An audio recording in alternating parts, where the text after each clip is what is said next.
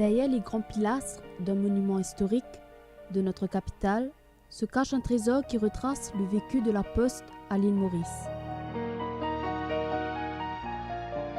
Y sont exposés des timbres, du mobilier provenant d'anciens bureaux de poste, des téléphones, des télégraphes, une multitude de pièces de collection.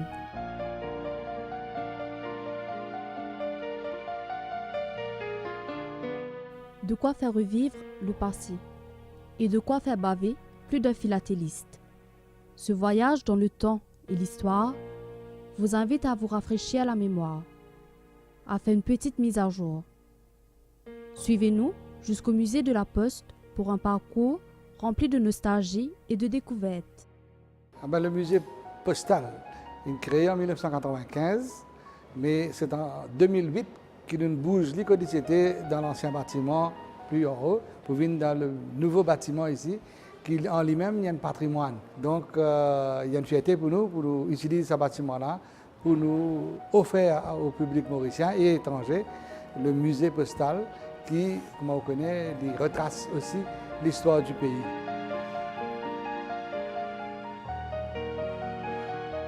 Je suis philatéliste, assez passionné. J'étais pendant à peu près quelques années président du Stamp Advisory Committee. C'est là que j'ai pu rencontrer les autorités de la Poste. Et après, quand la Poste a voulu commémorer ses 240 ans, avec un parent qui est à l'étranger, Robert Marion, lui grand philatéliste, et moi, on a collaboré pour écrire un livre sur l'histoire, un des aspects de l'histoire de la Poste. Et faire connaître un peu aux Mauriciens et aussi aux étrangers que la Poste, ce n'est pas seulement le Blue Penny, mais aussi il y a toute l'organisation, il y a un tas de petites choses que la Poste a faites qui a aidé au bien-être des Mauriciens. Même un postmaster anglais a dit que Maurice était une des rares colonies, sinon la seule, où les journaux étaient distribués gratuitement à la population.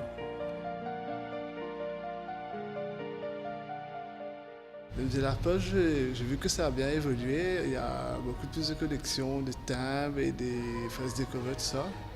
Je trouve que c'est important pour nous, les jeunes, de savoir comment a été fait l'histoire de la Poste à Maurice et quelle est l'évolution maintenant avec l'Internet. C'est important aussi de savoir où va la Poste. Et moi, j'aimerais encourager les jeunes à faire la collection des timbres parce que c'est important pour eux de savoir un peu l'histoire de la Poste à Maurice.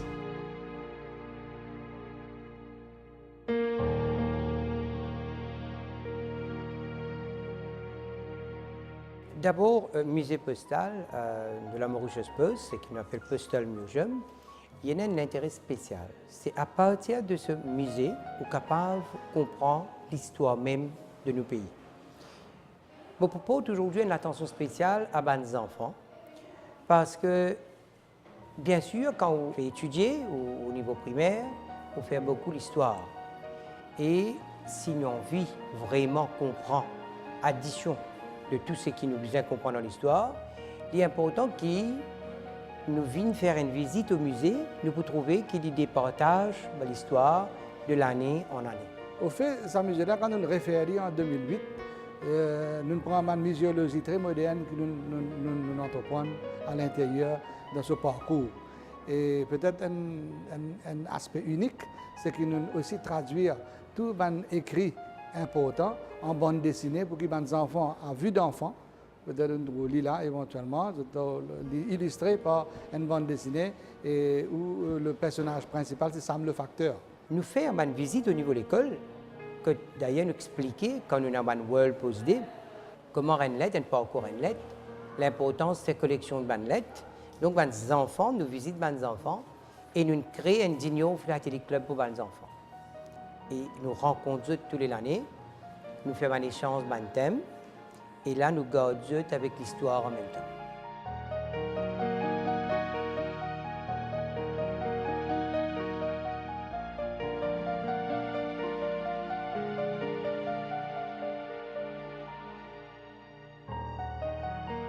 Vu que la semaine patrimoine et nous profitons de visiter une place qui enfin, normalement, nous pas gagner les temps, pas trop gagner les temps, mais là, vu qu'ils sont en vacances, nous profiter. Nous avons pour visiter certaines places. Alors, nous avons premier à l'aventure du sucre, et après nous passons au jardin botanique, nous avons la citadelle, et après Vassigat, et dernièrement là, nous dans le musée La Poste.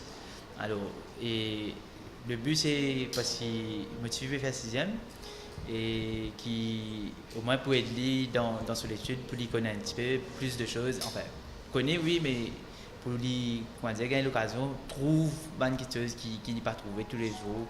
La Poste, et il évolue depuis, enfin, je me rappelle, moi, longtemps, je suis à La Poste, je fais prendre thème 50, tout thème 1 roupie, et à ce thème, enfin, du coup, passer à vie, même les passer à vie thème, plutôt c'est messages, et communication informatique plutôt, mais malheureusement, beaucoup de monde, les enfants, ils ne pas vraiment le système qui la Poste fonctionner, comment nous écrire des, nous prendre les temps pour nous écrire des, nous envoyer des camarades, nous envoyer différents dimanches. Mon Pessac, mon bien quand mon papa il amène moi là pour découvrir des affaires pour le cas composer un examen. Mon pas tu penses examen qui mauvais si vous 5e pays, il y a un thème. Et comment tu penses que tu peux avoir des thèmes à l'époque là? Ça m'impressionne beaucoup.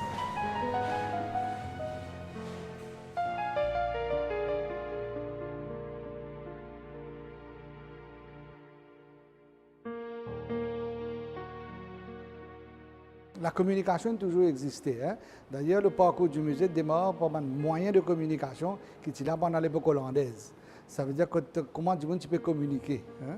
Et deuxièmement, avec la venue de la colonisation française, tu as aussi un échange que tu peux faire d'une certaine façon. Pierre Poivre avait fait introduire l'imprimerie en 1768. Nicolas Lambert a créé le premier journal en 1772 et pour pouvoir distribuer ce journal, c'est simple, il a créé le service postal qui était un service privé. Et puis après, c'est devenu un service public.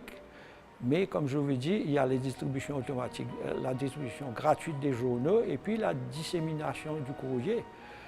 On n'avait pas à se déranger pour transporter le courrier. C'était vital à l'époque. À l'époque où il n'y avait pas d'avion, tout se faisait par bateau. Et aussitôt qu'un bateau arrivait, c'était le branle-bas à la poste, il fallait trier les lettres, distribuer le courrier, faire parvenir surtout aux commerçants qui avaient à répondre avant le départ du bateau. Donc, la poste a joué un rôle extrêmement vital dedans dans le maintien des communications et du commerce de Maurice avec l'extérieur.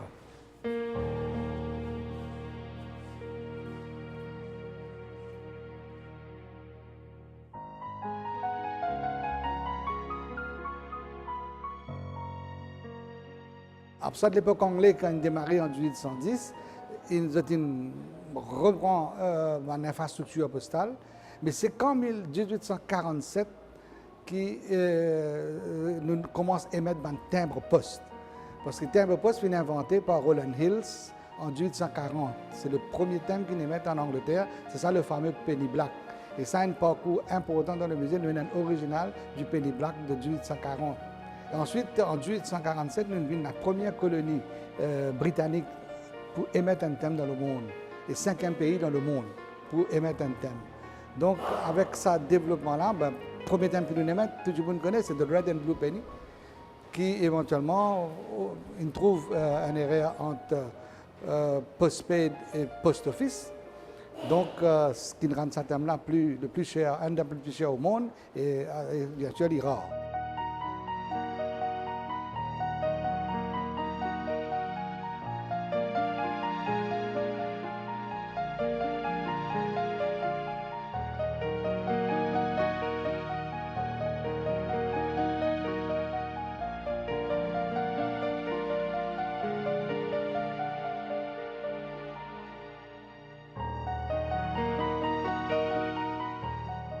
Les pièces qu'il y a sont la propriété de la Poste elle-même.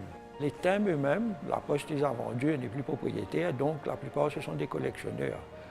Et il y a des thèmes qui se vendent très très cher. Ce n'est pas seulement les thèmes, vous avez aussi les estampilles. Par exemple, il y avait une Poste à Grand Sable, ça a duré qu'1 an, le tampon était extrêmement rare et vous avez des tampons des postes. À Rosil, il y avait, à la rue Vandermesch, il y avait une poste qui s'appelait le Cascade Holt, à la hauteur de la rue qui mène vers le Tabor. Le tampon là, la machine, le tampon ne l'a pas, mais l'impression sur les thèmes est très très rare. Donc ça, les collectionneurs, c'est très très prisé par les collectionneurs.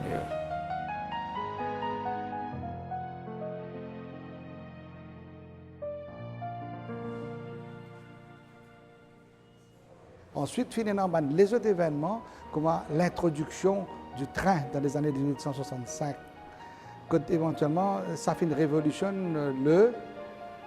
le conveyancing, comme on dit, du mail. Alors, à côté même, là, il y a tout ça parcours, un train que tu peux faire avec différentes stations. C'est pourquoi dans l'époque scalaire, il y a encore un poste qui trouve sur la plateforme du train. C'est une histoire terrible, ça, l'association train et développement de communication postale, pas juste dans Maurice, mais dans le monde entier. Ensuite, vous avez les bureaux de poste à l'époque des chemins de fer. Vous avez aussi les tampons de la série B, c'est-à-dire vous allez voir dans la série des chemins de fer, tous les bureaux de poste, le long des chemins de fer avaient des numéros. Ces numéros-là sont là. Et vous avez aussi les vieux téléphones. Vous avez aussi les distributeurs automatiques de billets, ce qui est l'ancêtre. Je crois que Maurice a été la Poste a été la première institution où il y a eu l'usage d'un guichet automatique pour vendre les thèmes. C'était dans les années 1950.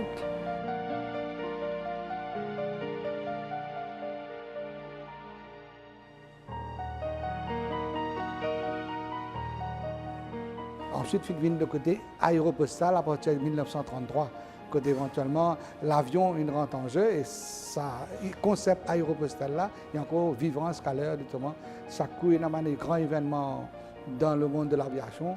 La poste est toujours associée d'une façon ou d'une autre.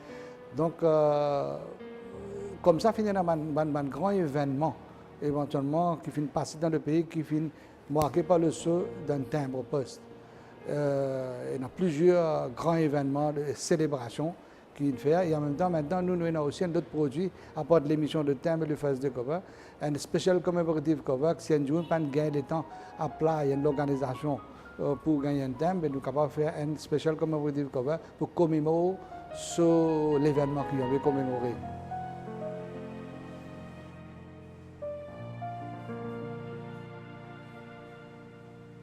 Tout un grand événement que le pays concernait, la poste et le timbre poste, ils viennent une partie prenante justement pour illustrer ça. À quelques pas du pôle Waterfront, dans l'ancien bâtiment de la poste centrale, le musée de la poste conserve soigneusement ces reliques de notre patrimoine. Depuis 2008, l'espace est ouvert au public.